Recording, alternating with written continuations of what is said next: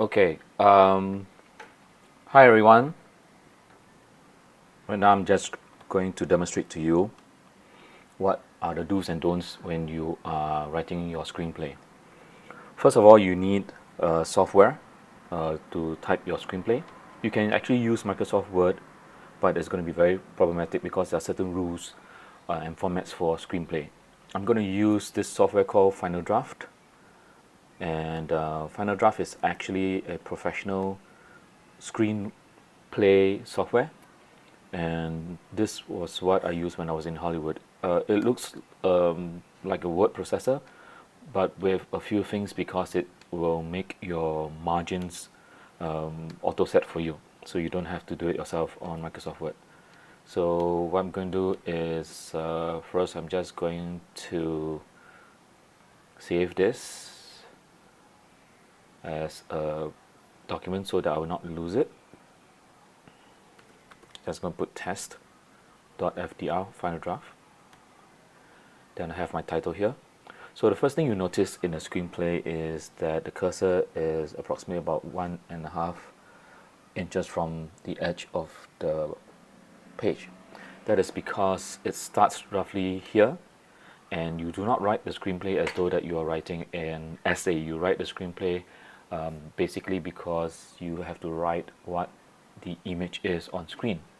So there are a few things to note when you're writing a screenplay. There are a few things that has been mandatory since the early days of Hollywood. You need to do a slug line, which is what we talk about, the actual location of the scene that starts. So as the cursor goes in, so say for example, my first scene begins with a park in the middle of the day.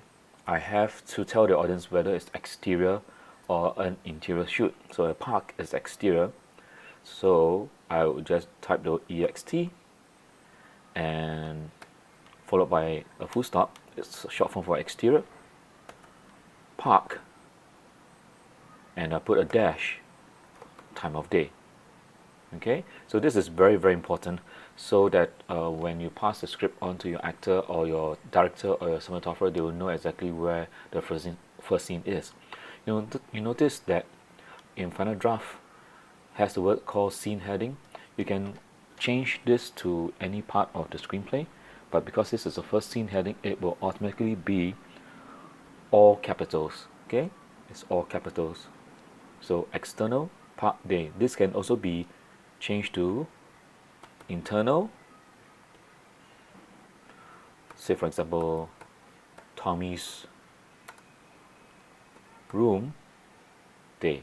It all depends on where you want to shoot your scene.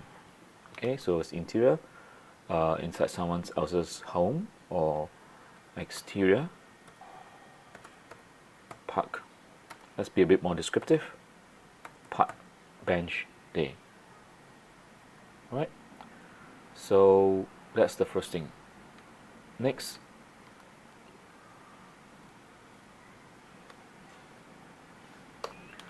it will be the description of action. You notice straight away, once I click this over here, from scene heading, it will automatically change the word action. Okay, you can see here is action. So it will describe what we are seeing. You must understand the basic part of screenplay is that when you write an action and you write the character making the actions, you cannot write what the character is thinking in his head, feeling in his heart, or smelling with his nose. All those actions are internalized. You cannot write an internalized action because the director would not know how to tell the DP to shoot it. Alright, you just got to be, or you just have to write it visually. So, for example, I'm going to do a scene where a boy meets a girl, and how do I describe the place first? So first I start by describing the place. Sun shines down on an empty bench. Full stop. You can kind of picture what it looks like. Children playing nearby. Alright, so I'm just going to extend this for you. Okay, children playing nearby. Now I'm going to introduce the character who's coming in.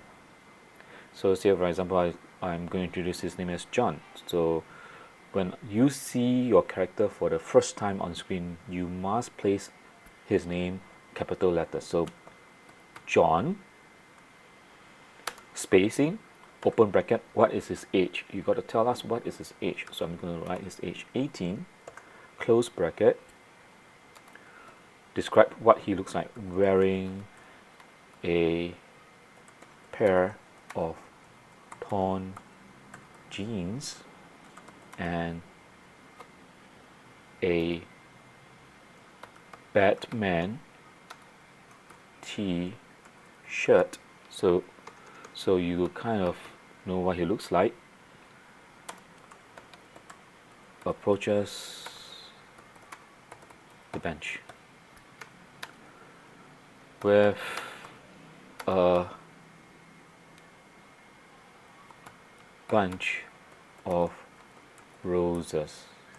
Now you notice I place the roses as capital because it's the first time you see that object and it's something important that you want the audience to notice.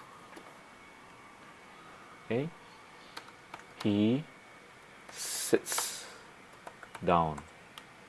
So visually you can see how you're going to shoot this.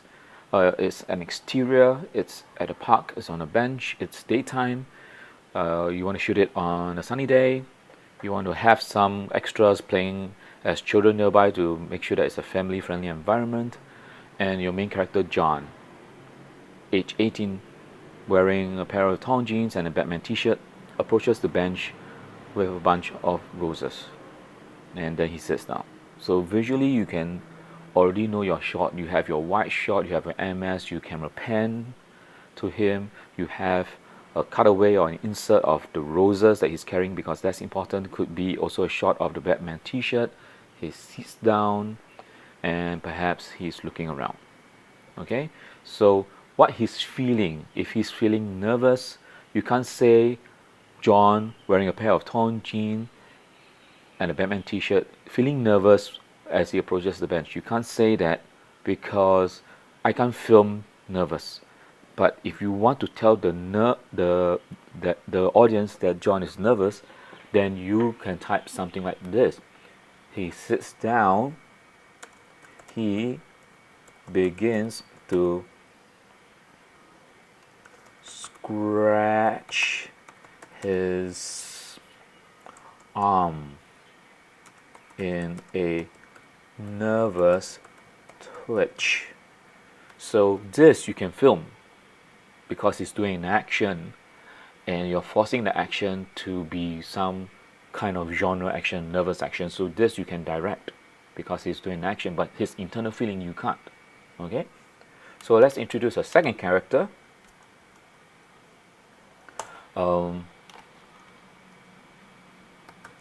Mary, age 18,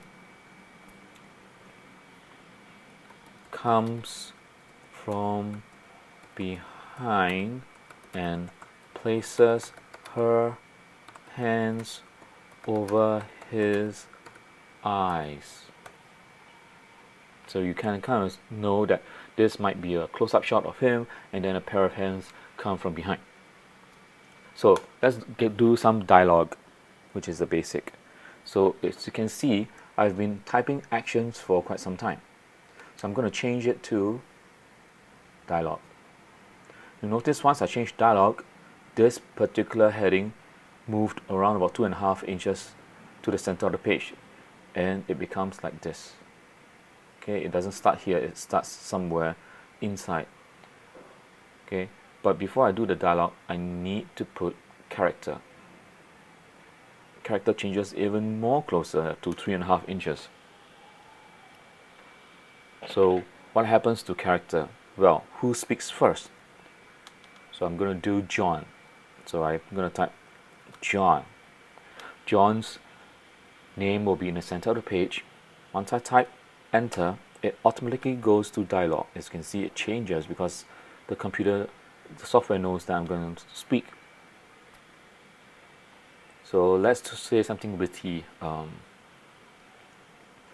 Let's say something cheeky. John would say like, "Hello, Christine.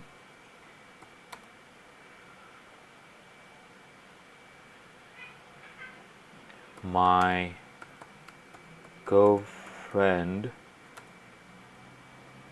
Mary will be jealous." So this is a joke. He knows it's Mary, but he purposely says the word Christine. So in this particular scenario, you are already telling the audience who the girl name is, because right now no one knows. On script, you only know that you have named the guy John and we have named the girl Mary, but the audience would not know. As far as the audience is concerned, the audience is seeing a bench, children, John with the t-shirt and the jeans with a bunch of roses sitting down on the bench, and a pair of hands coming over his eyes. That's all they know. So we do not know his name. So if you do not have your character speaking the name of someone there, we will not know what they name for. Okay, what are their names? So that's going to be very, very challenging. So you've got to be very smart about this. And then let's get Mary's reply. Mary's hands withdraw and folds over her chest. So it's like she's folding her arms, showing that she's frustrated. So once we have seen Mary already, her first appearance, which is all capitals, the second time we mention she should be in small caps already. Alright, she does not need to be in capital.